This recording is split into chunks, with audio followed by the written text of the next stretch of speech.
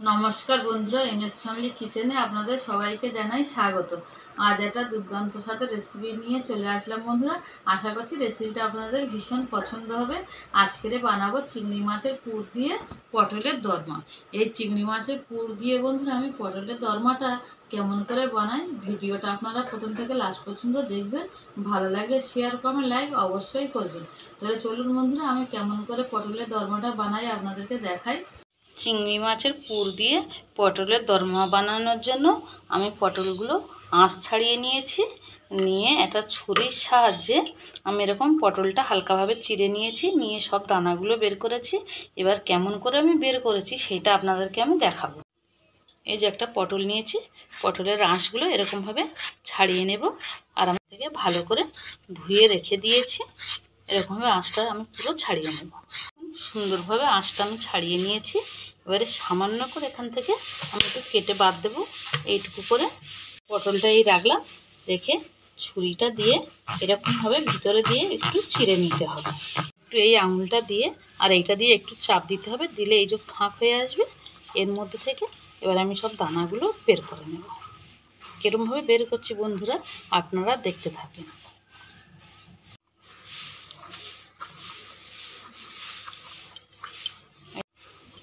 দেখুন সব দানাগুলো আমি বের করে নিলাম। এই দেখুন একদম সুন্দরভাবে পরিষ্কার করে নিয়েছি। পটলগুলো সব নিয়েছি। এবার এর মধ্যে দিয়ে দেবো লবণ। দিয়ে দিলাম অল্প পরিমাণে লবণ। দিয়ে দেবো অল্প পরিমাণে হলুদ গুঁড়ো। এবার এই পটলটা আমি ভালো করে মাখিয়ে নেব, যাতে এর মধ্যে নুন টুনগুলো ভালো মতন ঢুকে যায় আর পটলটা খেতেও অসাধারণ হবে। সেরকমভাবে আমি মাখিয়ে নেব। ভালোভাবে এই দেখুন নুন হলুদ মাখিয়ে নিয়েছি, পুরো একদম সুন্দরভাবে ঢুকে গেছে। এবার আমি এটা 5 মিনিট এরকমভাবে রেখে দেবো। এখানে আমি 400 গ্রাম মতন চিংড়ি মাছ নিয়েছি।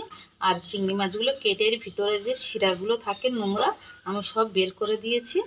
দেখুন বন্ধুরা, এই যে পটলের যে দানাগুলো আছে এগুলো আমি ফেলবো না। এগুলো আমি চিংড়ি মাছের সাথে মিক্সিতে আমি সুন্দরভাবে একটা পেস্ট বানিয়ে নেব। এই দেখুন এই চিংড়ি মাছ আর পটলের দানা পেস্ট করে নিয়েছি। পটলের দরমা বানানোর জন্য এখানে একটা আমি ভালো মশলা বানিয়ে নেব। এখানে নিয়েছি 4 চামচের 1 চামচ জিরে, হাফ চামচ ধনিয়া, আর এলাচ, দারচিনি, লবঙ্গ আর 6টা শুকনো লঙ্কা কষিয়ে রেখেছি। কড়াইটা গরম হয়ে গেছে, মশলাগুলো আমি সব ভেজে নেব। এটা হালকা করে একটু ভেজে নেব। এই মশলাটা দিলে কি হয় বন্ধুরা, চিংড়ি মাছ পুর দিয়ে যে পটলের দরমাটা বানাবো এর টেস্টটা দ্বিগুণ বাড়িয়ে দেয়। মশলাটা 1 থেকে 1.5 মিনিট ভালো করে ভেজে নিয়েছি। এবারে নামিয়ে নেব। এর মধ্যে দিয়ে দেবো অল্প সরিষা তেল। ফোড়নে দিয়ে দিচ্ছি অল্প কালো জিরে। দিয়ে দেবো 1 চামচ পেঁয়াজ পেস্ট। 1 চামচ পেঁয়াজ পেস্ট দেওয়ার পরে এখানে দিয়ে দিয়েছি 1 চামচ আদা রসুন পেস্ট। এবার মশলাটা একটু ভালো করে কষিয়ে নেব। কাঁচা আদা রসুনের গন্ধটা চলে গেছে। এবারে দিয়ে দেবো পরিমাণ মতো লবণ, হলুদ গুঁড়ো, লঙ্কার গুঁড়ো, দিয়ে দিলাম জিরের গুঁড়ো। মশলাটা আমি 1 মিনিট নেড়ে ছেড়ে নেব। 1 মিনিট ভালো করে নেড়ে ছেড়ে নিয়েছি। এবারে যে চিংড়ি আর পটলের দানা পেস্ট করে রেখেছি এবার আমি পেস্টটা দিয়ে দেবো। ভালো করে আমি কষাতে থাকবো।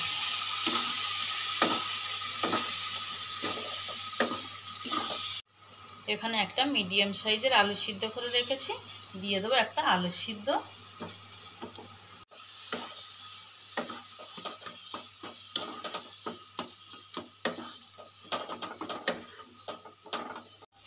আমি চিংড়ি মাছের পুরটা প্রায় 7 থেকে 8 মিনিট মতো আমি ভালো করে রান্না করে নিলাম। এবার হয়ে গেছে। এই যে দেখুন পুরো ছেড়ে দিচ্ছে কড়াই থেকে। এবার আমি চিংড়ি মাছের পুরটা নামিয়ে নেব, নিয়ে ঠান্ডা হতে দেব। কড়াইয়ের মধ্যে বেশ কিছুটা সর্ষে তেল দিয়েছি, তেলটা গরম হয়ে গেছে। এবার যে আমি নুন হলুদ মাখিয়ে যে পটলগুলো রেখেছিলাম পটলগুলো আমি হালকাভাবে ভেজে নেব।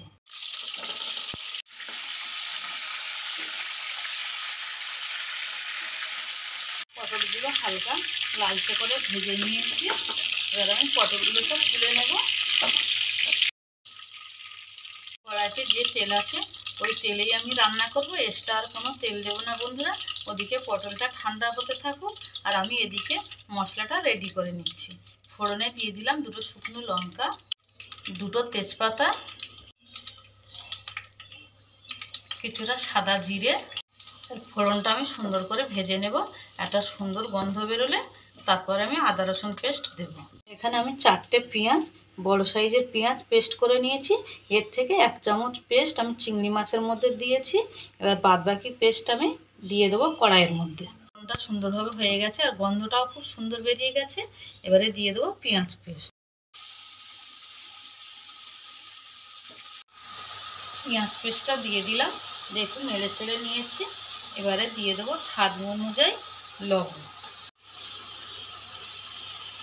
আমি একটা বড় সাইজের টমেটো পেস্ট করে রেখেছি, দিয়ে দেবো টমেটো পেস্ট।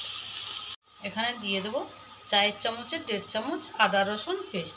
আমি সব মশলাগুলো একেবারে দিয়ে দিচ্ছি কেন, দিয়ে আমি 3 থেকে 4 মিনিট ভালো করে এই মশলাগুলো আমি কষিয়ে নেব। এবার এই মশলাগুলো থেকে যতক্ষণ না তেল ছাড়বে ততক্ষণ আমি ভালো করে কষিয়ে নেব। আর কাঁচা আদা রসুনের গন্ধটা যতক্ষণ না যাচ্ছে, কাঁচা পেঁয়াজের গন্ধ যতক্ষণ না যাচ্ছে, ততক্ষণ আমি ভালো করে কষাতে থাকবো। পটলগুলো ঠান্ডা করে নিয়েছি, ওদিকে মশলা কষানো হচ্ছে একদম লো ফ্লেমে, আর এদিকে আমি পটলের মধ্যে পুরটা ভরে নেব।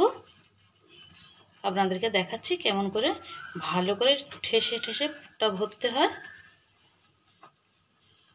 দেখুন একদম পুরো একদম ভরে দিয়েছি, দিয়ে মুখটা এরমভাবে একটু চেপে দিতে হবে। আরও একটা বানানো আপনাদেরকে দেখাচ্ছি।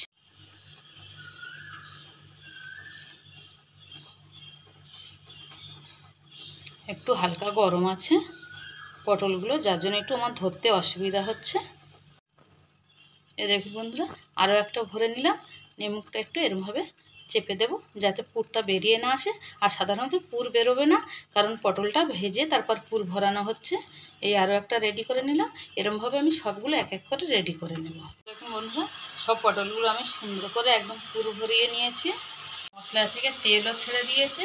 প্রায় 8-9 মিনিট মতন আমি মশলাটা কষিয়েছি, কারণ আমি পটলের পুরটা ভরতে দেরি হয়েছে, তার জন্য আমি একদম লো ফ্লেমে রেখে আমি মশলাটা ভালো করে কষিয়ে নিয়েছি।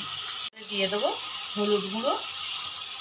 আমি 4 চামচের 1 চামচ হলুদ গুঁড়ো দিয়েছি, আর সেরকম 4 চামচের 1 চামচ কাশ্মীরি লঙ্কার গুঁড়ো দেবো। যেহেতু বন্ধুরা আমি ওখানে শুকনো লঙ্কা ব্যবহার করেছি ভাজার মধ্যে, ওই জন্য আমি এখানে কাশ্মীরি লঙ্কার গুঁড়ো দিচ্ছি। আর একটু নেড়ে ছেড়ে নেব। হালকাভাবে কষিয়ে নিয়েছি, দেখুন চতুর্দিক দিয়ে তেল ছেড়ে দিয়েছে। এবার আমি দিয়ে দেবো পুর ভরা পটল।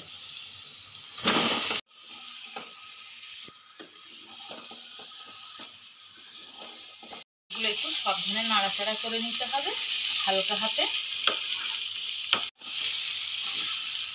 গ্যাসের ফ্লেমটা কমিয়ে রেখেছি, দিয়ে পটলটা আমি 2 মিনিট মতন কষিয়ে নিলাম। এবার আমি এখানে 4 চামচের 4 চামচ টক দই ফেটিয়ে রেখেছি, দিয়ে দেবো টক দই। টক দইটা দিয়ে দিলাম, দিয়ে আমি 2 থেকে 3 মিনিট ভালো করে কষিয়ে নেব।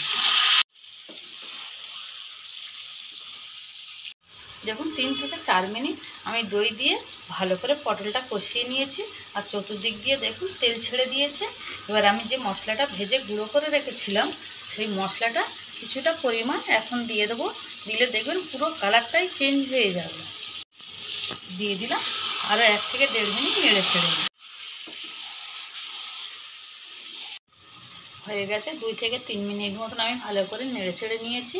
আর দেখুন বন্ধুরা, চতুর্দিক দিয়ে তেলও ছেড়ে দিয়েছে, কালারটাও সুন্দর এসছে। আর এই পটলের দরমার মেন হচ্ছে গ্রেভিটা ভালো হলে দেখবেন পটল খেতে দুর্দান্ত স্বাদ লাগবে। এবার আমি দিয়ে দেবো অল্প পরিমাণে জল।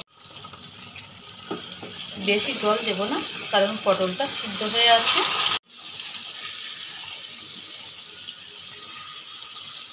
আমি 1 বাটি মতন জল দিয়েছি, ছোট বাটির 1 বাটি। আর কালারটা কত সুন্দর এসছে দেখুন। এর মধ্যে দিয়ে দেবো অল্প পরিমাণে চিনি,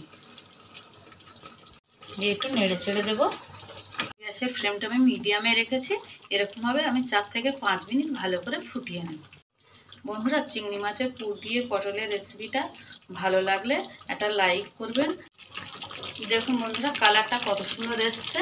আর 3 থেকে 4 মিনিট মতন আমি ফুটিয়ে নিয়েছি। পটলের দরমা একদম পুরো রেডি হয়ে গেছে। এবারে আমি যে মশলাটা গুঁড়ো করে রেখেছিলাম কিছুটা রান্নার সময় দিয়েছি, আর এখন আমি ছোট চামচের হাফ চামচ মতন একটু ওপর দিয়ে ছড়িয়ে দেবো। আমি এখানে কোনো গরম মশলা ব্যবহার করলাম না, যেহেতু আমি গুঁড়ো মশলার মধ্যে গোটা গরম মশলা ব্যবহার করেছি, ওই জন্য আর ব্যবহার করলাম না। আপনারা চাইলে কিন্তু গুঁড়ো গরম মশলাও ব্যবহার করতে পারেন। এই যে একটু নেড়ে চেড়ে নিলাম। আর দেখুন বন্ধুরা, একটাও পটলের থেকে পুরগুলো বের হয়নি। আপনারা যখনই বানাবেন একটু সাবধানে বানাবেন, দেখবেন এরকমভাবে বানাবেন, পুর একদমই বের হবে না। এবার আমি গ্যাসের ফ্লেমটা অফ করে দেব। দেখুন বন্ধুরা, পটলের দরমাটা পুরো রেডি হয়ে গেছে, আর কত সুন্দর কালার এসছে। আমি একটা পটল কেটে আপনাদেরকে দেখাচ্ছি, আমি যে পুরটা ভরেছি কত সুন্দর হয়েছে সেইটা আপনাদেরকে দেখাবো। পটলটা কেটে নিয়েছি, এই যে দেখুন বন্ধুরা, পুরে ঠাসা আর দেখতে কত সুন্দর একটা লোভনীয় হয়েছে। বন্ধুরা, আজকের এই পটলের দরমার রেসিপিটা আপনাদের কেমন লাগলো আমাকে কমেন্ট করে জানাবেন। আর যারা আমার চ্যানেলে নতুন বন্ধুরা আছেন, যারা আমার চ্যানেলটাকে এখনও সাবস্ক্রাইব করেনি, তারা অবশ্যই আমার চ্যানেলটাকে সাবস্ক্রাইব করবেন, করে আমার পাশে থাকার অনুরোধ রইল।